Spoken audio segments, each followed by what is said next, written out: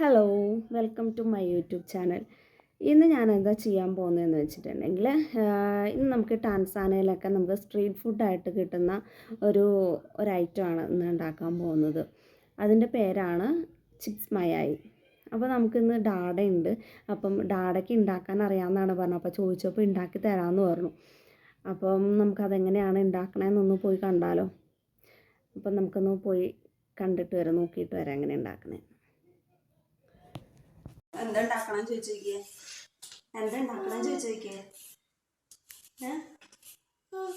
നമ്മളെന്താ ഉണ്ടാക്കണേ? ചിപ്സ് മയായി പറഞ്ഞേ. മുട്ട എനിക്ക് വേണം.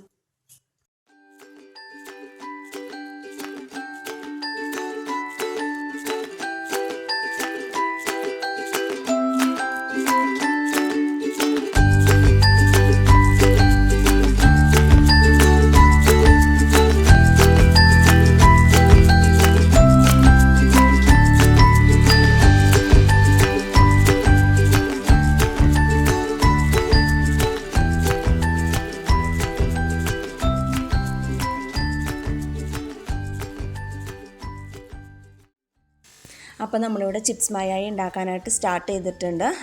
അപ്പം അതിനുവേണ്ടി ഇൻഗ്രീഡിയൻസ് എന്ന് പറയുന്നത് പൊട്ടറ്റോയും എഗ്ഗുമാണ്.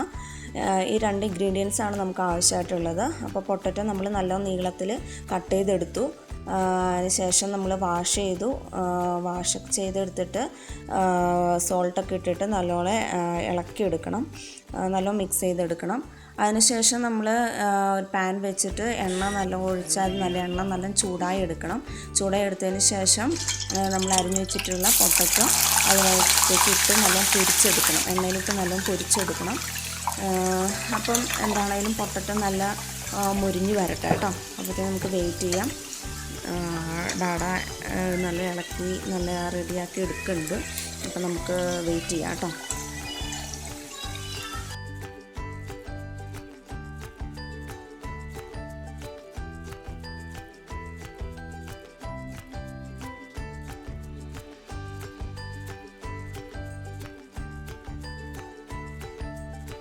അപ്പോൾ നമ്മുടെ പൊട്ടറ്റോ റെഡി ആയിട്ടുണ്ട്.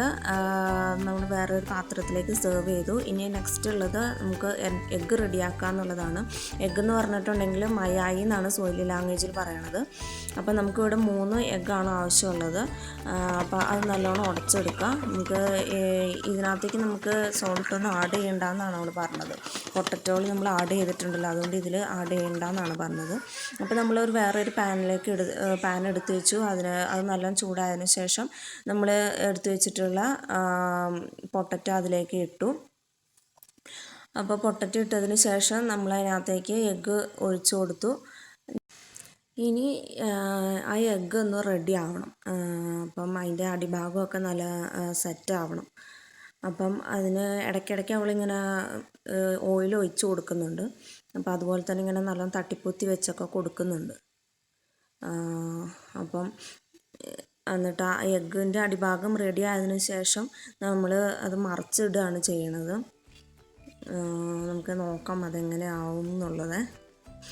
അപ്പോൾ അത് മറിച്ചിട്ടപ്പം കുറച്ച് പൊട്ടിപ്പോയിട്ടൊക്കെ ഉണ്ട്.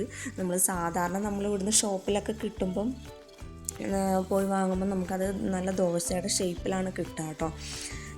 ഇവിടെ വീട്ടിലേക്ക് ഉണ്ടാക്കുന്നത് ഇങ്ങനെയാണെന്നാണ് ഇവിടെ പറഞ്ഞത്. അപ്പം നമ്മളിത് ഉണ്ടാക്കി നമ്മളത് വേറൊരു പാത്രത്തിലേക്ക് സെർവ് ചെയ്തു.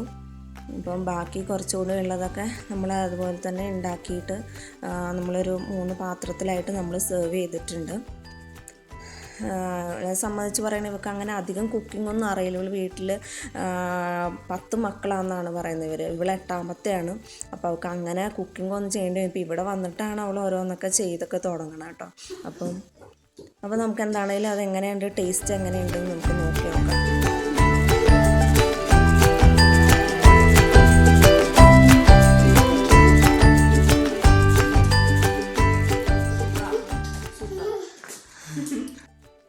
അപ്പോൾ കൊച്ചൊക്കെ വന്നിട്ട് ഇങ്ങനെ ഓടി വന്ന് മുട്ടയൊക്കെ ആയത് കാരണം അവന് മുട്ട ഭയങ്കര ഇഷ്ടമാണ്. മുട്ടയൊക്കെ ഉണ്ടെങ്കിൽ അവൻ ചോറുണ്ണുള്ളൂ. അപ്പോൾ അതിനകത്തുനിന്ന് മുട്ട മാത്രം എടുത്തിട്ട് അവൻ വായിൽ വെച്ച് തിന്നുന്നുണ്ട്. അപ്പം അവന് വലിയ കുഴപ്പമില്ലാന്ന് തോന്നുന്നു. അതുപോലെ ചേട്ടായിക്കും ടേസ്റ്റ് ചെയ്യാനൊക്കെ കൊടുത്തു. ചേട്ടായിയും കുഴപ്പമൊന്നുമില്ല, സൂപ്പറാന്നൊക്കെ പറഞ്ഞിട്ടുണ്ട്. അപ്പോൾ അവളെ സംബന്ധിച്ച് നമുക്ക് ഇത്രയും ഉണ്ടാക്കി തന്നത് തന്നെ ഭയങ്കര കാര്യമാണ്. അപ്പോൾ കൊച്ചത് കുറച്ച് കാര്യമായിട്ടൊക്കെ കഴിക്കുന്നുണ്ട് കേട്ടോ, വലിയ കുഴപ്പമൊന്നുമില്ല അവന്. അപ്പം കുറച്ചുകൂടി ഒരു ബെറ്ററായിട്ട് നല്ല ഷേപ്പിലൊക്കെ ഉണ്ടാക്കിയിട്ട് നമ്മൾ വേറൊരു വീഡിയോ എടുക്കുന്നുണ്ട്. അപ്പോൾ ഈ വീഡിയോ നിങ്ങൾക്ക് ഇഷ്ടമായി എന്ന് വിചാരിക്കുന്നു. അപ്പം വേറൊരു വീഡിയോ ആയിട്ട് വരാം. ബൈ.